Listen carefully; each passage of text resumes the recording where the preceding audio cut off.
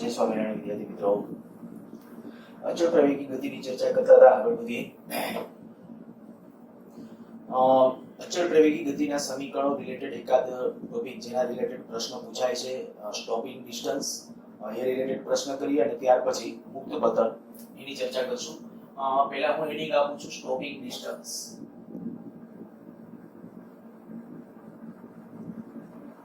Stopping distance of vehicle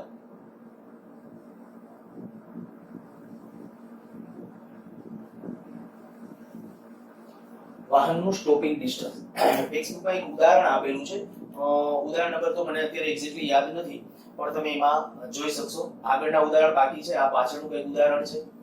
stopping distance of vehicle, જ્યારે કોઈ વાહન ગતિ કરતું જતું હોય એની જ્યારે બ્રેક એપ્લાય કરવામાં આવે, બ્રેક એપ્લાય કરીએ એટલે શું થશે? પ્રતિપ્રવેગી ગતિ થશે. રિટ્રોડેશન કેવું હોય તો કહી શકાય.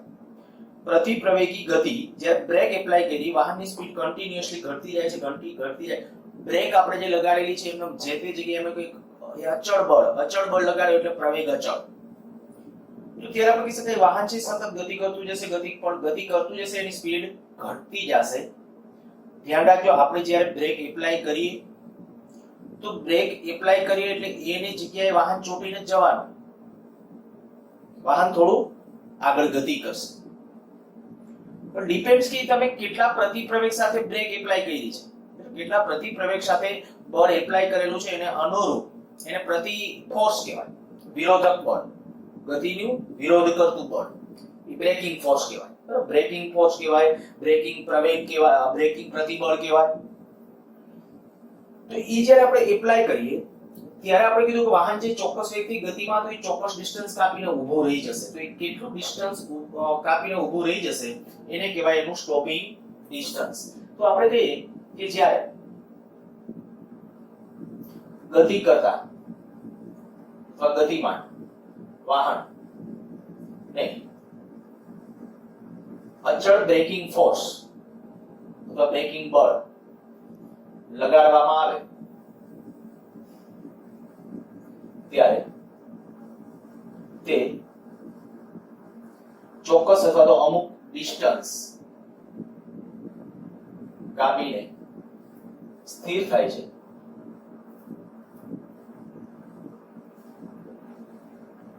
આ ડિસ્ટન્સ સ્ટોપિંગ ડિસ્ટન્સ કહે છે. માની લો કે વાહન છે, આ આપણું વાહન છે અને એનો વેગ છે કે v0 જેટલો, v જેટલો વેગ છે. v વેગથી વાહન ગતિમાં છે.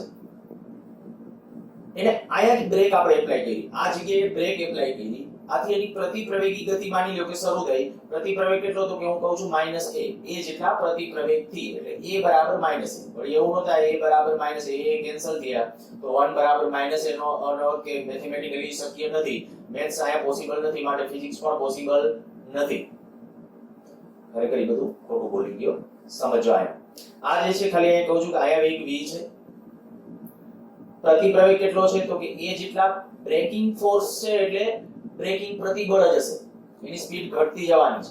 તો એ બ્રેકિંગ પ્રતિબળ કેટલું કહું છું? a જેટલું.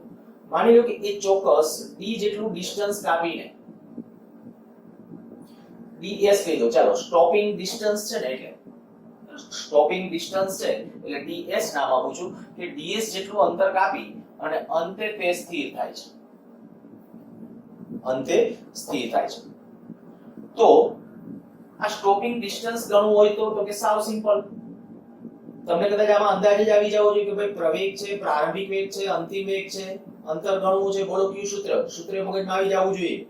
પ્રારંભિક વેગ, અંતિમ વેગ, પ્રવેગ, અંતર. તો સમીકરણ છે 2ax v2 v0 સ્ક્વેર. આ પરથી આ 2 એને બદલે શું આવશે? -a. x ને બદલે શું આવશે? ds. અંતિમ વેગ કેટલો તો કે અંતિમ વેગ અહીંયા 0. પ્રારંભિક વેગ કેટલો તો કે v2. જો આ કેટલું થશે તો કે ds બરાબર આવું થઈ ગયું, અહીંયા માઈનસ, આનું માઈનસ કેન્સલ થઈ જશે, v2/2a. તો આ થઈ ગયું સ્ટોપિંગ ડિસ્ટન્સ શોધવા માટેનું સૂત્ર. હવે આપણને જે પ્રશ્નો પૂછે એકદમ સિમ્પલ અને સરળ, જેને કહેવાય કે બહુ સરળતાથી દરેક બાળકને આવડે. અહીં મારે આમ લખવું તો લખાય ds is proportional to v2. પ્રવેગ એ તો અચળ, કારણ કે આપણે અચળ પ્રવેગી ગતિની જ વાત છે. પ્રવેગ અચળ છે તો આપણે લખી શકાય જે સ્ટોપિંગ ડિસ્ટન્સ છે એ કેના સમચલનમાં છે, વેગના વર્ગના સમચલનમાં આવશે. હવે તો તમને આમ કહેવામાં આવે, હું એક સામાન્ય ક્વેશ્ચન પૂછું છું. એક કાર 30 કિલોમીટર પર અવર ની ઝડપે જાય છે. બ્રેક એપ્લાય કરતા તે ચોક્કસ અંતર x કાપીને ઊભી રહે છે. જો આ કારની સ્પીડ બમણી હોય, 30 ને બદલે માની લો 60 હોય, 30 કિલોમીટર પર અવર ને બદલે 60 કિલોમીટર પર અવર હોય, તો એનું નવું સ્ટોપિંગ ડિસ્ટન્સ કેટલું, મીન્સ કે કાર કેટલું અંતર કાપીને ઊભી રહે. જો 30 ની સ્પીડ હતી તો x જેટલું અંતર કાપીને ઊભી રહે છે, તો 60 નું 60 ની સ્પીડ હશે 60 કિલોમીટર પર અવર, તો કેટલું ડિસ્ટન્સ કાપીને ઊભી રહેશે, તો કે ds is proportional to v square. આ 30 ની સ્પીડ હતી ત્યારે અને 60, તો સ્પીડ કેવી થઈ, બમણી થઈ. 30 કરતા 60 તો બમણું, તો બમણાનો વર્ગ એટલે 4, તો એનો કે સ્ટોપિંગ ડિસ્ટન્સ કેટલા ગણું થઈ જશે, 4 ગણું, 4x. હા, કેલ્ક્યુલેશન કરવું હોય તો પછી કેલ્ક્યુલેશન કરી શકો, તો દર્શાવી શકો. એક ચાલો રકમ અહીં લખી નાખું એક્ઝામ્પલ. એક કાર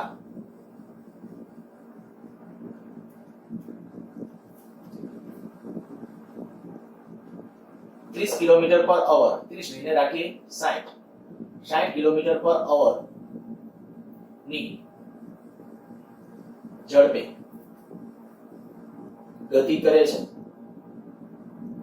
ત્યારે તેનું સ્ટોપિંગ ડિસ્ટન્સ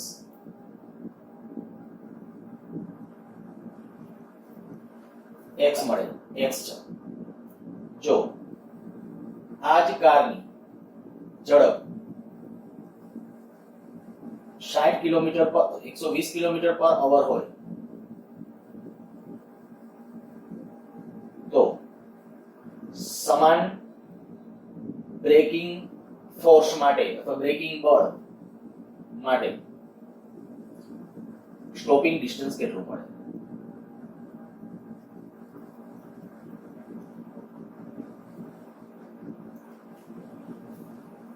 તો આ મારે ડાયરેક્ટ આ લખ્યું છે પ્રમાણ લખવું કે ભાઈ આ ds is proportional to v square. નવું સ્ટોપિંગ ડિસ્ટન્સ ds ડેશ કીધો, તો ds dash is proportional to નવો વેગ અને v ડેશ કહું, તો આ આપણે નવો વેગ, આ નવું સ્ટોપિંગ ડિસ્ટન્સ, બેનો ગુણોત્તર લઉં તો ds ડેશ છેદમાં ds.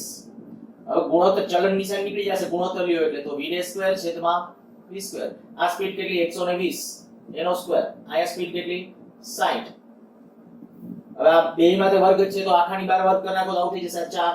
આ ds ડેશ અપોન ds માટે આપણે લખી શકાય કે ds ડેશ બરાબર 4 ds. હવે પહેલું સ્ટોપિંગ ડિસ્ટન્સ કેટલું આપ્યું હતું x, તો નવું કેટલું થઈ જશે 4x. 4 બે કે ત્રણ વાર આવા પ્રશ્નો પૂછી નાખ્યા છે, બરાબર. બહુ સરળ અને સિમ્પલ.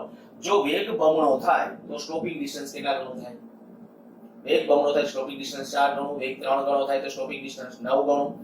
ક્યારેક કદાચ તમને એમ કે સ્ટોપિંગ ડિસ્ટન્સ આપી દે છે વાહન અને વેગ કેટલો હશે તો નક્કી કરતા આવડવું જોઈએ, પણ ત્યારે આ પ્રવેગ આપશે, બરાબર, ત્યારે પ્રવેગનું મૂલ્ય આપશે. તો આ થઈ ગયું સ્ટોપિંગ ડિસ્ટન્સ ઓફ વ્હીકલ.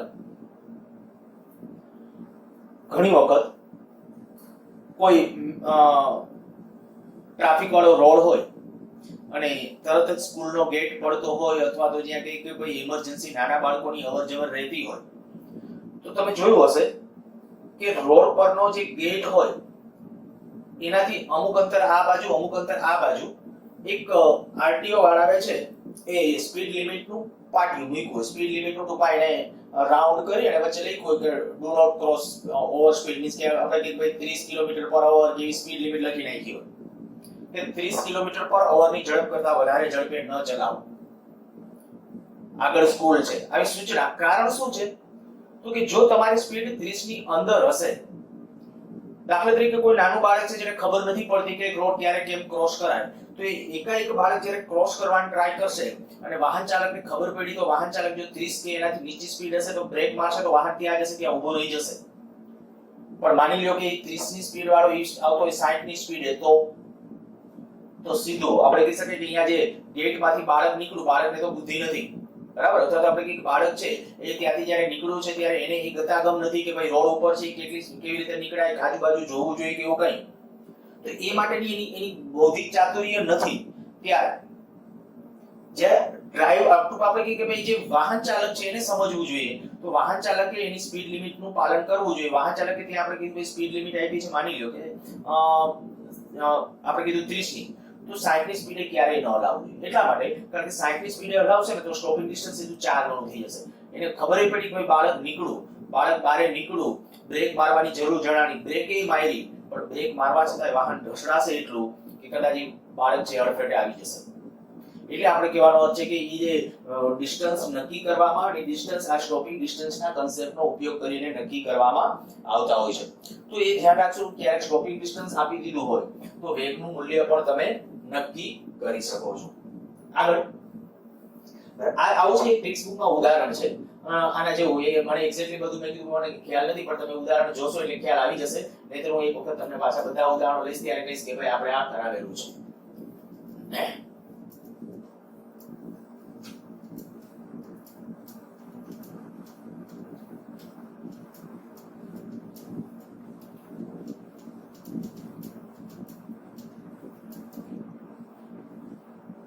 બીજી એક રકમ અહીંયા લખું છું. સીધા પાટા પર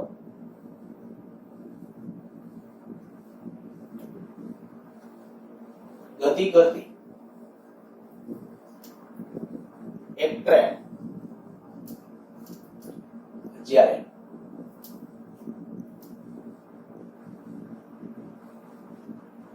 એક થાંભલા પાસેથી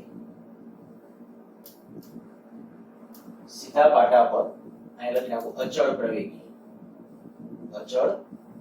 પ્રવેગથી ગતિ કરતી એક ટ્રેન જ્યારે એક થાંભલા પાસેથી પસાર થાય છે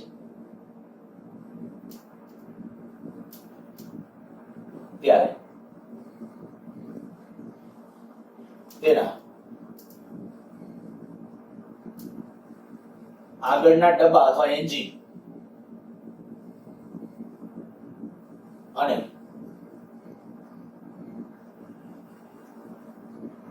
છેલ્લે આવેલા ડબ્બા, ગાર્ડનો ડબ્બો હોય તે છેલ્લે આવેલા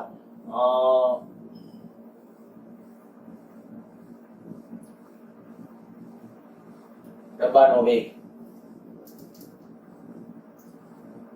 આગળના એન્જિન અને છેલ્લે આવેલા ડબ્બાનો વેગ આ થાંભલા પાસેથી પસાર થાય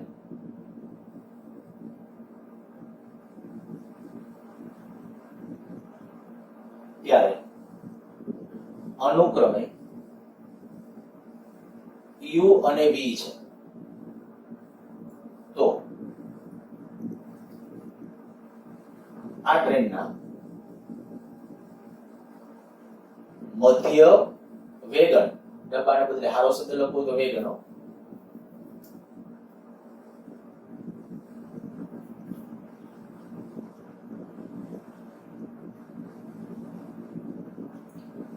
થાંભલા પાસેથી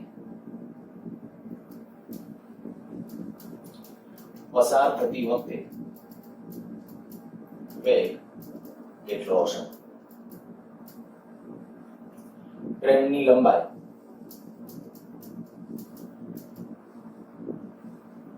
L નો, માની લો કે ટોટલ ટ્રેનની લેન્થ છે L છે. L જેટલી લેન્થ ધરાવતી આ ટ્રેન જ્યારે કોઈ પિલોર પાસેથી અથવા થાંભલા પાસેથી પસાર થાય છે, કંઈક રકમ આ રીતે આમ છે. આ માની લો કે આપણે આ ટ્રેન, આની લેન્થ કેટલી L, અચળ પ્રવેગથી ગતિમાં છે, એ અચળ રકમમાં લખ્યું છે કે અચળ પ્રવેગ, અચળ પ્રવેગ સાથે ગતિ કરે. માની લો કે અહીંયા એક પિલોર અથવા થાંભલો અહીંયા છે. આ ટ્રેન જ્યારે અહીંથી આમ ક્રોસ કરે છે ત્યારે આ જ્યારે અહીંથી ક્રોસ થાય છે ત્યારે આની સ્પીડ કેટલી છે? u જેટલી. પણ આ ગાર્ડનો ડબ્બો જ્યારે અહીંયાથી નીકળે ને ત્યારે એની સ્પીડ, કારણ કે પ્રવેગી ગતિ છે, પ્રવેગી ગતિ એટલે વેગ વધતો જશે કન્ટિન્યુ કે નહીં? કન્ટિન્યુઅસલી વેગ વધતો જશે, પ્રવેગી ગતિ છે. તો આપણે કહી શકીએ કે આનો વેગ જો અહીંયા વેગ u હોય, આ જ્યારે ત્યાંથી પસાર થશે ત્યારે વેગ કેટલો હોય? મે v, u અને v છે. આ જ્યારે આપણે જો રકમમાં સમજો, છેલ્લે આવેલા ત્યારે તેના આગળના એન્જિન, આ આગળનું એન્જિન એન્જિન અને છેલ્લે આવેલા વેગનનો વેગ, આ છેલ્લે આવેલું જે વેગન, જે ગાર્ડનો ડબ્બો હશે તે, બરાબર? તો એ આ થાંભલા પાસેથી પસાર થાય એટલે આ થાંભલા પાસેથી જ્યારે નીકળે ત્યારે એના વેગ કેટલા છે અનુક્રમે u અને v. આ u છે, આ v છે. તો ટ્રેનના મધ્ય વેગનનો થાંભલા પાસેથી પસાર થતી વખતે વેગ કેટલો હશે? મધ્ય વેગન એટલે અહીંયા આવશે કે એનો વેગ કેટલો હશે એ આપણે નક્કી કરવાનું. માની લો કે v ડેશ હશે, એ v ડેશ આપણે નક્કી કરવો છે. આ વેગ v આપ્યો છે, લેન્થ આપી છે. તો હવે આપણે શું કરવાનું? બસ રકમ જો વ્યવસ્થિત સમજી ગયા હશો તો હું માની લઉં કે ભાઈ અહીંયા છે બિંદુ નામ આપી દો a, અહીંયા કહી દઉં છું b અને અહીંયા કહી દઉં છું c. તો પહેલા લખીએ a થી b સુધીની ગતિ માટે. જો a થી b સુધીની ગતિ, a થી b માટે આ વેગ v ડેશ આપણે નક્કી કરવાનો છે. પ્રવેગી ગતિ છે, અચળ પ્રવેગી ગતિ છે, એ આપણને ખ્યાલ છે. આ માપ કેટલું આવશે? l/2. બરાબર, અહીંયા સુધીનું માપ આવશે l/2. મધ્ય વેગનની વાત છે એટલે એવું સમીકરણ આપો જેમાં પ્રારંભિક વેગ આવતો હોય, અંતિમ વેગ આવતો હોય, લંબાઈ આવતી હોય અને અચળ પ્રવેગની વાત. કારણ કે પ્રવેગ આપણને a જેટલો અચળ, એક ચોક્કસ પ્રવેગ અચળ જેટલો અચળ પ્રવેગ આપ્યો છે. કયું સૂત્ર આવશે? તો કે આપણા પાસે સમીકરણ છે 2ax v2 v0 2. હવે આ ફટાફટ યાદ આવી જવું જોઈએ કારણ કે છેલ્લા બે લેક્ચર થી આ ડિસ્કસ કરીએ છીએ. તો 2ax v2 v0 2. આ 2 a એટલે પ્રવેગ આપણો એમનો એ જ રાખો. x કેટલું, ડિસ્ટન્સ કેટલું? તો કે l/2. અહીંયા જે છે આપણે કીધું આનો વેગ કેટલો હતો? u. બરાબર, આનો વેગ કેટલો હતો કે v ડેશ નક્કી કરવાનો છે. આ ડિસ્ટન્સ કેટલું? l/2. અને પ્રવેગ એ એમનો આપણે ધારી લીધો છે. અંતિમ વેગ કેટલો? તો કે અંતિમ વેગ શોધવાનો છે v ડેશ આનો. અંતિમ એટલે આનો અંતિમ. પ્રારંભિક વેગ કેટલો? તો કે પ્રારંભિક વેગ એટલે u2. તો એક સમીકરણ તમારા પાસે આવો એવું 2a l/2 અથવા ઓકે ચાલો આનો જ રાખો. આને સમીકરણ નંબર કહી દઈએ 1. આ સમીકરણ 1. નેક્સ્ટ b થી c ની ગતિ માટે લખી. b થી c ની ગતિ માટે જો b થી c ની ગતિ માટે જ્યારે ઉલ્લેખ કરતા હશો તો b થી c ની ગતિ માટેનો પ્રારંભિક વેગ કયો આવશે? અંતિમ આવશે. જ્યારે કે પ્રારંભિક આવશે, અંતિમ કારણ કે આમ ટ્રેન જાય છે તો પ્રારંભિક અંતિમ. તો પાછું લખીએ આ સમીકરણ 2ax v2 v0 2. ચાલો આ 2a x ને બદલે પાછું કેટલું? l/2. અંતિમ વેગ કેટલો? તો કે અંતિમ વેગ એટલે આનો વેગ હતો એ કેટલો? v. તો v2 માઈનસ પ્રારંભિક વેગ એટલે કેટલો? v dash square. તો v ડેશ સ્ક્વેર. આ સમીકરણ નંબર કહી દો 2. તો સીધા બે સમીકરણને સરખાવી દો. સમીકરણ 1 અને 2. જો બે કારણ કે બેની ડાબી બાજુ સરખી છે, જમણી બાજુ સરખી થાય તો સમીકરણ 1 અને 2 પરથી સીધું લખી નાખું છું v dash square u square v2 v dash square. ઓલું v ડેશ સ્ક્વેર માઈનસ વાળું છે ને આ બાજુ લઈ આવો. આ પદને સામેની બાજુ લઈ જઈએ તો આવું થશે v dash square 2v dash square v2 u square. अर्थात के v डैश स्क्वायर बराबर v square plus u square upon 2 तो v डैश बराबर કેટલો આવશે under root v square plus u square by. તો આ થઈ જશે ટ્રેનના મધ્ય ડબ્બાનો વેગ. બે વાર આના રિલેટેડ કંઈક પ્રશ્નો પૂછ્યા છે નીટ ની અંદર કે જી ની અંદર. ડાયરેક્ટ એક વખત તો સૂત્ર આમ ન મજે અને એક વખત મૂલ્યો આપી દીધા હતા કે ભાઈ આ આગળનો ડબ્બો જ્યારે પસાર થાય છે ત્યારે એનો વેગ માની લો કે 100 કિલોમીટર/અવર છે. પાછળનો ડબ્બો જ્યારે પસાર થાય ત્યારે માની લો કે એનો વેગ છે 40 કિલોમીટર/અવર છે. તો મધ્ય ડબ્બાનો વેગ કેટલો હશે? અચળ પ્રતિ પ્રવેગી ગતિ કારણ કે સ્પીડ ઘટે છે તો ચાલે, આ સમીકરણ ચાલે. તો v ડેશ બરાબર આ શું લખશો? 40 નો સ્ક્વેર એટલે કે 100 નો સ્ક્વેર ભાગ્યા 2. બસ સાદુરૂપ આપવાથી જે વેગ મળે એ આપણો આન્સર હશે.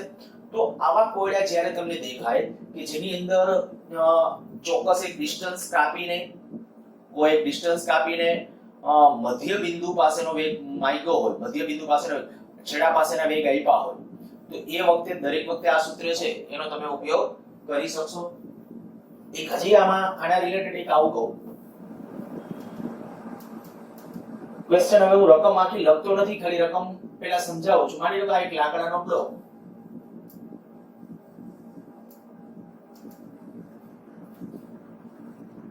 તમને એમ કહેવામાં આવે કે બંદૂકની ગોળી v જેટલા વેગથી આ બ્લોક ઉપર ફાયર કરવામાં આવે, v જેટલા વેગથી ફાયર કરવામાં આવે તો એ આની અંદર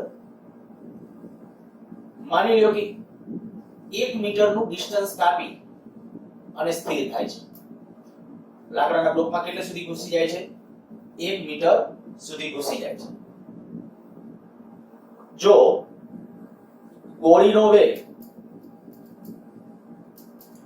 v ને બદલે 2v હોય તો ગોળી બ્લોકમાં વધારાનું કેટલું અંતર કાપશે?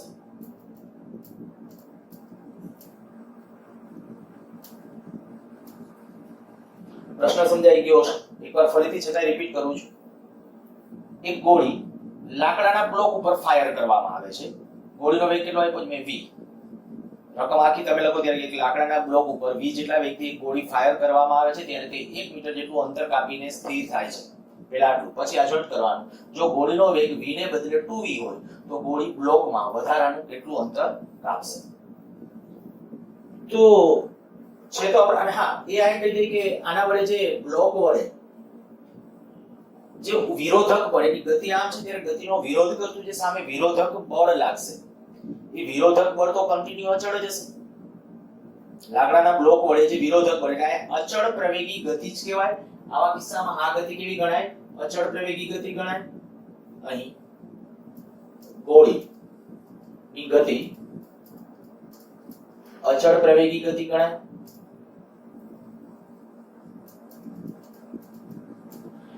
તો અહીંયા હું ડાયરેક્ટ કદાચ પેલું સ્ટોપિંગ ડિસ્ટન્સ વાળું સૂત્ર વાપરવું હોય ને, સ્ટોપિંગ ડિસ્ટન્સ વાળું તોય ચાલે. પેલા વેગ હતો તો 1 મીટરનું ડિસ્ટન્સ કાપે. વેગ બમણો થયો તો 4 ગણું અંતર કાપે. કારણ કે હમણાં મેં લખ્યું હતું જો ટૂંકી રીતે આ થોડું સ્માર્ટ બનવાનું. ds is proportional to v square upon 2a. ધીમે ધીમે જેમ જેમ દાખલા આગળ લેતા જાય મગજ થોડું ફળદ્રુપ થવું જોઈએ કે ભાઈ અહીંયા જે વેગ હતો એ વેગ બમણો થયો તો આ ડિસ્ટન્સ કેટલા ગણું થવું જોઈએ? 4 ગણું. કારણ કે પ્રવેગ તો અચળ છે અને આયા સ્ટોપિંગ ડિસ્ટન્સ જ કહેવાય કે આયા આ બ્લોક વડે સ્ટોપ થાય છે અને બ્લોક વડે ઓલો આપણે બ્રેક એપ્લાય કરતા હતા આયા લાકડાનો બ્લોક જાણે કે બ્લોક બ્રેકની જેમ વર્ક કરે છે. તો ત્યારે આપણે એમ કહી શકીએ કે ભાઈ આ વેગ બમણો થયો તો આ ડિસ્ટન્સ કેટલા ગણું થાય? 4 મીટર. સોરી 4 ગણું મીન્સ કે 1 મીટર છે કેટલા મીટર થઈ જાય? 4 મીટર. તો વધારાનું કેટલું? 3 મીટર. આપણો આન્સર આવવો જોઈએ કેટલો? 3 મીટર. આટલું ડાયરેક્ટ બરાબર. પણ છતાંય હું કેલ્ક્યુલેશન કરું છું એકવાર આપણો કોન્ફિડન્સ ખાલી બિલ્ડઅપ થાય એવા હેતુથી. માની લ્યો કે આથી અહીં સુધીમાં અંતર કેટલું? 1 મીટર. આયા વેગ કેટલો? આયા વેગ કેટલો? v. અચ્છા હવે આયા વેગ v, આયા વેગ 0. પણ હવે કીધું બમણો વેગ છે. જો બમણો વેગ હોય તો બમણો વેગ છે ત્યારે મારે એમ કેવું હોય કે કેટલું અંતર કાપશે ટોટલ? જો કેલ્ક્યુલેશન કરવું છે તો આ સૂત્રથી ચાલુ હોય તો આપણે કહી શકીએ ds is proportional to v square. આ સ્ટોપિંગ ડિસ્ટન્સ ને દાખલા તરીકે ડિસ્ટન્સ ને x વડે દર્શાવો તો x is proportional to v square. તો આમ લખો x dash is proportional to v dash square. તો આમ લખી શકાશે x dash upon x બરાબર v dash square upon v square. હવે નવો વેગ કેટલો છે? બમણો. તો 2 નો વર્ગ 2v એનો સ્ક્વેર એના છેદમાં v સ્ક્વેર તો આવશે 4 અર્થાત કે x dash બરાબર 4x. પણ ઈ ટોટલ ડિસ્ટન્સ થી ધ્યાન રાખજો x dash એટલે આ x dash છે, આટલું આ x છે, આ કે સુધીનો આ x, આટલું x dash. તો x dash બરાબર કેટલા મીટર આવશે? 4 મીટર. માટે વધારાનું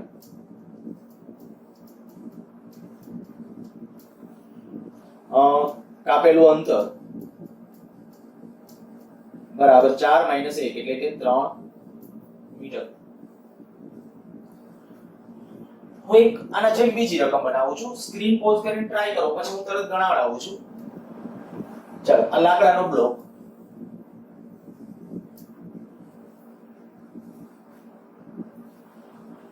એક ગોળી ચોક્કસ વેગથી આના ઉપર ફાયર કરવામાં આવે છે ત્યારે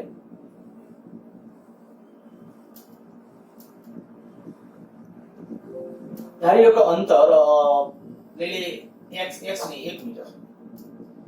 1 મીટર અંતર કાપીને તેનો વેગ અડધો થાય છે. આયા વેગ v ધારો તો આયા વેગ કેટલો થઈ જાય? અડધો. તો વધારાનું કેટલું અંતર કાપીને વધારાનું x ધારી લો કેટલું અંતર કાપીને ગોળી સ્થિર થશે?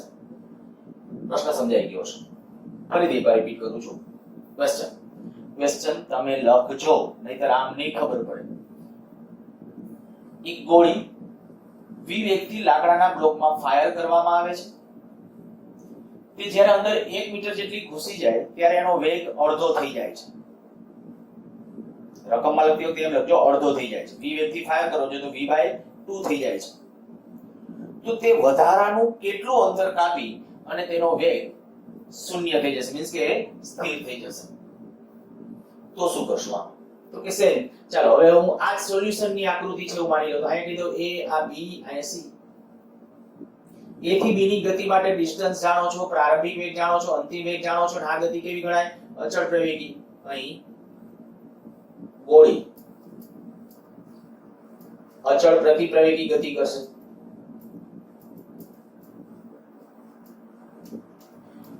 જો ગોળી અચળ પ્રતિપ્રવેગી ગતિ કરતી હોય અહીંયા, તો એ વખતે કયું સમીકરણ વાપરશું? આ વેગ જાણો છો, આનો વેગ જાણો છો, અંતર હું અહીંથી અહીં સુધીની ગતિ માટે લખું છું. પહેલા a થી b માટે, a થી b પ્રારંભિક વેગ, અંતિમ વેગ, સ્થાનાંતર, અંતર આપ્યું છે. એક ઇક્વેશન આપણે લખવું જ પડશે, કારણ કે એટલા માટે મારે અહીંયા જ્યારે વાત છે અંતિમ વેગ છે, પ્રારંભિક વેગ આપણે જરૂર પડે, પછી x મળે, એ પહેલા ન મળે. પ્રવેગ તો કોન્સ્ટન્ટ છે, તો આ સૂત્ર વાપરીએ 2ax = v² - v02. સમયની કોઈ વાત નથી એટલે સમયવાળા સૂત્રમાં ન જવું. આ 2 પ્રવેગ ખરેખર પ્રતિપ્રવેગ છે એટલે માઈનસ, પ્રતિપ્રવેગ છે એટલે માઈનસ x. x કેટલું? તો કે 1 મીટર. અંતિમ વેગ કેટલો? v/2, v/2 એનો સ્ક્વેર માઈનસ પ્રારંભિક વેગ કેટલો? v². તો આ થશે v² / 4 - v² minus 2a. આ થઈ જશે આટલું -3v² / 4 minus 2a. આવા સાદુરૂપતા આવડવા જોઈએ, બરાબર? ખાલી આજ કર્યું છે, આ v² / 4 માંથી આ બાદ કર્યું, લસા લઈ લીધો કે જે રીતે સમજો એ રીતે. બીજી કોઈ રીતે સાદુરૂપ સમજવું હોય તો બીજી કોઈ રીતે. તો આના ઉપર તમારી પાસે સમીકરણ આવ્યું 2a = 3v² / 4. આમ નામ રાખો અથવા પછી હજી એકાદ સ્ટેપની જગ્યા રાખો, જરૂર પ્રમાણે આપણે સાદુરૂપ આપશું. આગળ અહીંથી અહીં સુધીની ગતિ માટે તો કે હવે અહીંયા વેગ v/2, અહીંયા વેગ v, તો આપણે કહી શકાય કે ભાઈ b થી c સુધીની ગતિ માટે, b થી c માટે 2ax = v² - v02. ચાલો આ 2 a એટલે પ્રવેગ તો એમનો કોન્સ્ટન્ટ જ, અચળ જ. ડિસ્ટન્સ કેટલું? તો કે ડિસ્ટન્સ નક્કી કરવું છે, એ x જ રાખો. અચ્છા, એ પ્રતિપ્રવેગ છે એટલે મારે માઈનસ કરવું પડશે 2. એ પ્રતિપ્રવેગ છે એટલે માઈનસ. અંતિમ વેગ કેટલો? તો કે આનો અંતિમ 0 માઈનસ આનો કેટલો? તો કે v/2 એનો સ્ક્વેર. કેટલું થયું? તો આ 2ax = v² / 4. બે બાજુથી માઈનસ માઈનસ કાઢી નાખ્યા છે. આ સમીકરણ નંબર કઈ ગયો? 2. હવે કાં તો અહીંથી 2a ની કિંમત ત્યાં મૂકી દો અથવા બેનો ગુણોત્તર લઈ લો, બરાબર? બેનો ગુણોત્તર લઈ લો તો પણ ચાલે. હું આવું કરું છું, ગુણોત્તર લઉં છું, સમીકરણ 2/1 લેતા હું, આના છેદમાં આ લઉં છું, તો 2ax / 2a ડાબી બાજુનો ગુણોત્તર તો x થઈ જશે, અને આ જમણી બાજુ v² / 4 એના છેદમાં 3v² / 4. તો v² / 4 કેન્સલ, 1/3 મીટર, મીન્સ કે 0.33 એટલે આપણો આન્સર. તો આવા પ્રકારના પ્રશ્નો પણ પૂછાય છે, ખાસ ધ્યાન રાખો. આવા પ્રકારની કન્ડિશન પણ સારું. હવે અચળ પ્રવેગી ગતિનો આપણો વ્યાપક કિસ્સો એટલે મુક્ત પતન અથવા ગુરુત્વ મુક્ત પતન. ગુરુત્વ મુક્ત પતન આપણે જે ડિસ્કશન કરીશું એની અંદર હવાના અવરોધક બળો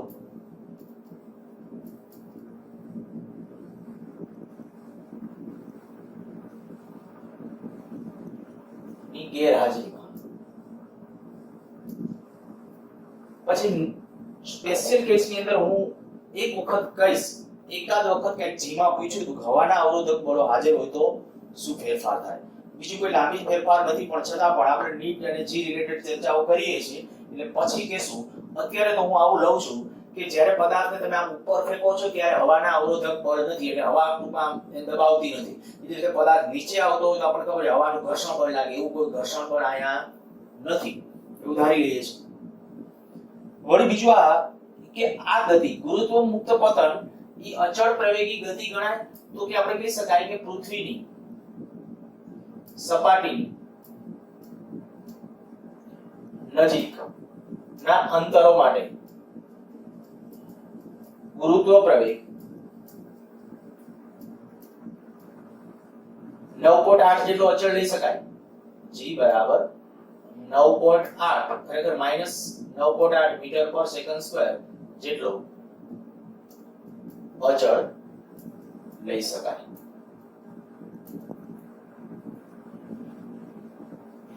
તમને એ ખ્યાલ છે પૃથ્વીની સપાટી છે ત્યાંથી જેમ જેમ ઉપર જઈએ એમ ગુરુત્વાકર્ષણ ઘટતું જાય છે. જેમ જેમ ઉપર જઈએ તેમ તેમ ગુરુત્વાકર્ષણ બળ ઘટતું જાય છે. પણ ઘટવાની માત્રા ખૂબ ઓછી. તમને એમ કહું, મેં અગાઉ એક કેલ્ક્યુલેશન કરેલું હતું, એટલે કે પ્રત્યેક એકાદ કિલોમીટર નહીં 10 કિલોમીટર દીઠ 10 કિલોમીટર ઉપર જાવ ને ત્યારે ગુરુત્વ પ્રવેગ આટલું ઘટે, 0.03 મીટર પર સેકન્ડ સ્ક્વેર આટલું ઘટે. તો 9.8 છે ને એ 10 કિલોમીટર ઊંચાઈ જાય એટલે કેટલું થાય? 9.77 જેટલું થાય. પ્રત્યેક 10 કિલોમીટરે આશરે આટલું ઘટે. બરાબર. એ પછી આપણે ગુરુત્વાકર્ષણ ચેપ્ટર ભણતા હશું ત્યારે હું તમને કેલ્ક્યુલેશન શીખવાડીશ કેમ કરાય. ત્યાં ટેક્સ્ટબુકમાં નથી, પણ આવા કેલ્ક્યુલેશન આપણે ત્યારે શીખશું કે કઈ રીતે ખબર પડે કે 1 કિલોમીટર ઊંચે જઈએ તો ગુરુત્વ પ્રવેગ કેટલો ઘટશે. પણ અત્યારે પૃથ્વીની સપાટી ઉપર 9.8 લઈએ છીએ અને દેખીતી વાત છે આપણે બધા પૃથ્વીની સપાટીની નજીકના. હું કોઈ પદાર્થને ઘા કરું તો કઈ કિલોમીટર ઉપર જ જવાનું. એ જ રીતે આપણે કોઈ પદાર્થને કોઈ ટાવર ઉપરથી પડતો મૂકીએ કે એક હિલ ટેકરી છે ત્યાંથી પડતો મૂકીએ તો એનો પ્રવેગ અચળ ગણી શકાય. બરાબર. એનો પ્રવેગ અચળ ગણી શકાય કારણ કે આ ગુરુત્વ પ્રવેગ આપણે ટેકરી વધુ 10 કિલોમીટર થી હજી આપણે કે માઉન્ટ એવરેસ્ટ કે 9880 સમથિંગ 9.8 કિલોમીટર નજીક છે માઉન્ટ એવરેસ્ટ. બાકી બધી ટેકરીઓ એનાથી નીચી. તો આપણે કહીએ કે 10 કિલો અને સંભવિત પણ નથી. 10 કિલોમીટર થી ઊંચી ટેકરી સંભવિત નથી. કોઈ પણ અત્યારના જે સાયન્સ આપણું જે વિકસિત છે એ મુજબ આપણે કહી શકાય 10 કિલોમીટર થી ઊંચાઈની ટેકરી શક્ય નથી. તમે ગમે એવા એના ઉપર પદાર્થો મૂકતા જાઓ. આપણે કે આ 9.8 છે એના ઉપર કંઈક આપણે ટેકરી બનાવતા પિલોર બનાવતા જઈએ ઉપર અને કંઈક એવું કરીએ તો ન થાય, નીચે બેસતી જાય. એના કેટલાક કારણો છે ભવિષ્યમાં. ચાલો આપણે અહીંયા અત્યારે ફોકસ કરો કે આજે કહું છું 10 કિલોમીટર જેટલી હાઈટ સુધી જો તમે ગુરુત્વ પ્રવેગનું મૂલ્ય ખાસ ઘટતું નથી તો આપણે કેવું લઈશું? ગુરુત્વ પ્રવેગને કેવો ગણશું? અચળ. એટલે ખાસ કન્ડિશન એટલે મેં આ સ્ટેટમેન્ટ લખીને આપ્યું છે પૃથ્વીની સપાટીના નજીકના અંતરો માટે ગુરુત્વ પ્રવેગનું મૂલ્ય કેટલું? તો કે 9.8 જેટલું અચળ લઈ શકાય. એટલે આપણે ટૂંકમાં એને અચળ પ્રવેગી ગતિ ગણીશું. અચળ પ્રવેગી ગતિ હોય તો અચળ પ્રવેગી ગતિના બધા સૂત્રો છે એ ત્યાં આપણે સારી રીતે એપ્લાય કરી શકશું. અને આપણે બધા સૂત્રો હવે વારાફરતી એપ્લાય કરવાના છે અને એનો જ ઉપયોગ કરી અને સાદુરૂપ આપવાના છે. પણ એક મને પ્રશ્ન યાદ આવ્યો એટલે તમને પૂછું.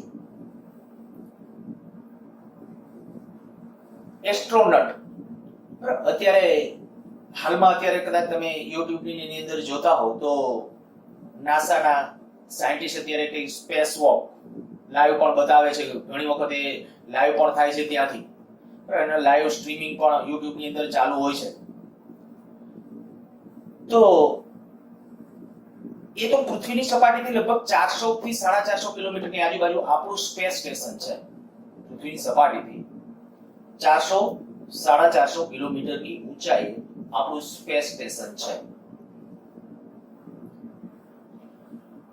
હવે ત્યાં તમે કદાચ એનું લાઈવ સ્ટ્રીમિંગ જુઓ ને તો એ હવામાં એમને ઉડતા હોય. આપણે એમ કહીએ આવું તમને સમજાવવામાં આવ્યું છે અને હું એમ કહું છું કે ત્યાં ગુરુત્વ પ્રવેગ 0 હોય. ત્યાં ગુરુત્વ પ્રવેગ 0 હોય તો જ હવામાં ઉડતા હોય એમને જે જગ્યાએ એમને અચળ રહે અને ખરેખર લાઈવ તમે એ જોઈ શકો. પણ આ પ્રમાણે જાઓ કે ભાઈ 10 કિલોમીટર જાઓ તો આટલું થયું, બીજા 10 કિલોમીટર જાઓ તો હજી પાછું થોડું ઘટે, પછી તો ઘટવાનો દર ઘટતો જાય, પછી આટલો ન ઘટે, પહેલા 10 કિલોમીટર આટલું ઘટે, પછીના 10 કિલોમીટર આની નજીકનું ઘટે. પણ ઘટે તો 400 કિલોમીટર કઈ ગુરુત્વ પ્રવેગ 0 ન થાય, નોંધપાત્ર એવો બાકી હોય, નોંધપાત્ર બાકી હોય. તો ત્યાં શું કામ સ્પેસ સ્ટેશન જે આપણે પૃથ્વીની સપાટીથી કદાચ કોઈ ન ખ્યાલ હોય તો એ પણ ધ્યાન રાખજો 400-450 કિલોમીટરની આજુબાજુ ત્યાં આપણે આપણું સ્પેસ સ્ટેશન છે એ કાર્યરત કરતા હોઈએ છીએ. તો એ જે છે ખરેખર ત્યાં કેવી રીતે ગુરુત્વાકર્ષણ બળ નાબૂદ થાય અથવા ત્યાં એવી શું પરિસ્થિતિ ક્રિએટ થાય કે જે ગુરુત્વાકર્ષણ બળ નાબૂદ થાય? કોઈ કદાચ એવું વિચારતા હશો કે એને જે સ્પેસ સ્ટેશન બનાવેલું છે સ્પેસ સ્ટેશન ની અંદર જે ગુરુત્વાકર્ષણ બળ 0 થઈ જાય, એ શક્ય નથી. એ શક્ય નથી. સારું, વિચારજો અને જો કદાચ ખરેખર કોઈને આન્સર આપવો હોય તો પેજમાં લખીને WhatsApp માં મોકલી આપજો. બરાબર, આન્સર કોઈને ખબર હોય તો તમારી રીતે ટ્રાય કરજો, બાકી અધરવાઇઝ નહીં આપો તો ચાલશે. આપણે જ્યારે ગુરુત્વાકર્ષણ ભણશું ત્યારે હું તમને સામેથી તમને કહીશ કે ભાઈ આના માટેનું રિઝલ્ટ આવી રીતે છે. ઓકે, ગુરુત્વ મુક્ત પતન હવાના અવરોધક બળોની ગેરહાજરી લેશું. પૃથ્વીની સપાટીની નજીકના અંતરો માટે ગુરુત્વ પ્રયોગનું મૂલ્ય આટલું અચળ ગણીશું. બીજું, હવે જ્યારે છે સંજ્ઞાઓ ખાસ કે આપણા પાસે અચળ પ્રવેગી ગતિના જેટલા સૂત્રો છે બધા સૂત્રો અહીંયા વેલિડ છે. અચળ પ્રવેગી ગતિના જે સમીકરણો છે હું એમ કહું કે ભાઈ અચળ પ્રવેગી ગતિ માટે અને મુક્ત પતન માટે. મુક્ત પતનનો અર્થ એક તો ઇનિશિયલ પ્રારંભિક વેગ કેવો? 0. પ્રારંભિક વેગ 0. અચળ પ્રવેગી ગતિનું સમીકરણ છે v બરાબર v0 પ્લસ at. બીજું સમીકરણ છે x બરાબર v0t plus half at square. ત્રીજું સમીકરણ છે 2ax બરાબર v square minus v0 square. ચોથું ઓલું હતું એ નથી લખતો, x nth વાળો અત્યારે આ ત્રણ થી ચાલો કામ કરીએ. ઇક્વેશનો બધા લખી શકાય, અચળ પ્રવેગી ગતિના જેટલા છે બધા વાપરી શકાય, પણ આપણે અત્યારે જે જરૂર પડવાની છે આ ત્રણની એટલે ત્રણ લીધા છે. જો પ્રારંભિક વેગ 0 હોય અને બીજું એક તમને હવે કહી દઉં કે ગમે ત્યારે આપણે શું સમજવું, ખરેખર જે જગ્યાએથી પદાર્થની ગતિની શરૂઆત થતી હોય ને એને સંદર્ભ પોઈન્ટ લો. હું જે બોલું છું બરાબર સાંભળજો, જેથી ભવિષ્યમાં સંજ્ઞા પ્રણાલીનો લોચો ન થાય. તમે જે જગ્યાએ દાખલા તરીકે તમે પદાર્થને કોઈને ઉપર ફેંકો છો તો ક્યાંથી ગતિ શરૂ થાય? અહીંથી શરૂ થઈ ગતિ, તો એને રેફરન્સ પોઈન્ટ લો. આને રેફરન્સ પોઈન્ટ લો તો અહીંથી આમ ઉપરની દિશા ધન ગણવી, નીચેની દિશા ઋણ ગણવી. હું ધ્યાન રાખજો, અહીંથી કહું છું અહીંથી ઉપરની દિશા ધન ગણવી, નીચેની દિશા ઋણ ગણવી. જસ્ટ માની લ્યો કે આવું તમને એમ કહેવામાં આવે કે એક ટાવર છે, ઘણા બધા દાખલા પછી ગણશું આપણે. તમને એમ કહેવામાં કોઈ પદાર્થને ઉપર ફેંકવામાં આવે છે, ટાવરની ટોચ પરથી ઉપર ફેંકો છો તો કે આપણે ટાવર પાસે ઊભો, અહીં ટાવરની ટોચે ઊભો રહી જવાનું, આમ યામ પદ્ધતિ મૂકી દો. બસ પછી જોવાનું કે ભાઈ ઉપર ધન, અહીંયાથી નીચે ઋણ, પછી આ બાજુ છે જમણી બાજુ, આ તમારા માટે જમણી, તમારા આ જમણી બાજુ ધન, આ બાજુ ઋણ. બરાબર, આવી રીતે આમ થશે. હું અત્યારે આમ લઉં તો મારા માટે જમણી બાજુ આ થશે, તો આ બાજુ ધન, આ બાજુ ઋણ. અને આ ગતિ આપણે કઈ અક્ષ પરની ગતિ વિચારશું? y અક્ષ પરની ગતિ લઈશું. તો મુક્ત પતનની વાત એટલે પદાર્થ કેનો પડવાનો? નીચે તરફ. નીચે તરફ જો પડે તો આપણે શું કરવાનું? ઈ પ્રવેગ કેવો ગણાય? માઈનસ. બરાબર, જે પ્રવેગ છે પ્રવેગનું મૂલ્ય 9.8 પણ ઈ માઈનસ ગણાય, તો આ આપણે કહીશું a બરાબર -g લેવાનો. a બરાબર -g. તો આપણું સમીકરણ શું થઈ જશે? વેગનું પહેલું ઇક્વેશન, વેગ v બરાબર -g into t. જો ઇનિશિયલ વેગ 0, બરાબર, આ સમય પછી એમાં કદાચ સમય શોધવાનો હોય તો તમે આના ઉપરથી ગણતરી કરી શકશો. આગળ વધીએ, x તો તમે એમ કે ભાઈ કાપેલું અંતર કે આ દાખલા તરીકે x, ચાલો x બરાબર આ માર ગણવાનું છે. આ ઇનિશિયલ વેગ 0, 1/2 gt², આયા 2, આને બદલે -g, આ x, અંતિમ વેગ પ્રારંભિક વેગ, તો અંતિમ વેગ શોધવાનો, પ્રારંભિક વેગ તો 0. તો આ બધા ઇક્વેશનો શેના માટે થઈ ગયા? મુક્ત પતન માટેના. બરાબર, મુક્ત પતન માટેના ઇક્વેશનો. તો v², ઓકે ચાલો એને કે પ્લસ માઈનસ આ તો ટ્રાન્સફર કરવો હોય કરી શકો છો, એટલા માટે હું કરતો હતો, પણ ચાલશે, આપણે કઈ બીજી જરૂર નથી. સમીકરણને આપણે આમ લખવું હોય તો v² બરાબર -2gx. આ ખાલી આના ઉપરથી થઈ ગયું છે. હવે જ્યારે સૂત્રો જ્યારે વાપરવાના હશે તો ત્યારે ડાયરેક્ટલી આ એક જો સમય મુક્ત પતન માટે સમયનું એક સમીકરણ આ v/g. જો વેગ જાણતા હો તો અંતિમ વેગ છેદમાં સમય છેદમાં ગુરુત્વ પ્રવેગ. અહીંયાથી આપણે કેવું હોય કે ભાઈ આ જે છે t, તો t બરાબર શું આવશે? 2x upon g. પણ એક તમને એ કહી દઉં, વળી તમને કેટલાકને આવું થતું હશે કે ભાઈ આ જે x લખ્યું અત્યારે પણ મેં સૂત્રાત્મક માટે લખ્યું, પણ રિયલમાં કન્ડિશન શું ગણાય કે જ્યારે પદાર્થ અહીંથી પડતો મૂકતા હોય ને, આપણે આમ પડતો ટાવર ટોચ ઉપર તો અમુક ઊંચાઈ એટલે પડતો મૂકું ને તો આ બાજુનું અંતર ઋણ ગણાય, આ બાજુનો વેગે ઋણ ગણાય, આ બાજુનો પ્રવેગે ઋણ, બધું ઋણ. ઉપર તરફનું હોય બધું, આમ ઉપર ઉતરે એ બધું કેવું ગણવાનું ધન, તો રિયલમાં x પણ કેવું આવશે માઈનસ. બરાબર, અત્યારે આપણે મેળવવાનું ઓકે આ સૂત્ર એક રહેવા દે, પછી જ્યારે ખરેખર કરતા આસુ દાખલા ત્યારે જ કરશું, નહીં તો જાજુ થઈ જશે. હું અત્યારે આલેખ ખાલી ડ્રો કરું છું અને હજી તમને કહી દઉં ટેક્સ્ટ બુકમાં ભલે આનો ખાલી નાનકડો એવો ટોપિકની અંદર સમાવેશ કરી લીધો છે, પણ મેક્સિમમ પ્રશ્નો આના પૂછાય છે નીટ અને જી ની અંદર. બરાબર, એટલે આવનારા 2 થી 3 લેક્ચરો સતત નીટ અને જી માટે આના માટે જી લેશું, કન્ટિન્યુ આનું જ આપણે ડિસ્કશન કરતા હશું. તો સૌથી પહેલું તો આ કામ કરીએ કે મારે વેગ વિરુદ્ધ t નો આલેખ ડ્રો કરવો છે. અહીં હું આમ કહી દઉં, આમ ચાલે -9.8 * t. એવી રીતે અહીં આમ લખી નાખું -4.9 t². 9.8 મૂક્યું, 2 વડે ભાગી નાખ્યું છે એટલે. અને અહીંયા આપણા માટે જે છે તો આવું થશે -9.8 એટલે 19.6 * x. એ આવું થશે. જો આના ઉપર તમને એમ કહેવામાં આવે કે v વિરુદ્ધ t નો આલેખ કેવો મળે, આ દાખલા તરીકે આપણે વેગ લઈએ, આયા t લઈએ, તો વેગ વિરુદ્ધ t નો આલેખ કેના મુક્ત પતન માટે તો કઈ શૂન્ય સમયે કેટલો, શૂન્ય સમયે 0, 1 સેકન્ડ એ કેટલો -9.8, 1 સેકન્ડ થશે ત્યારે -9.8, 2 સેકન્ડ થશે ત્યારે 19.6, તો આલેખ કઈક આવી રીતે આમ જશે.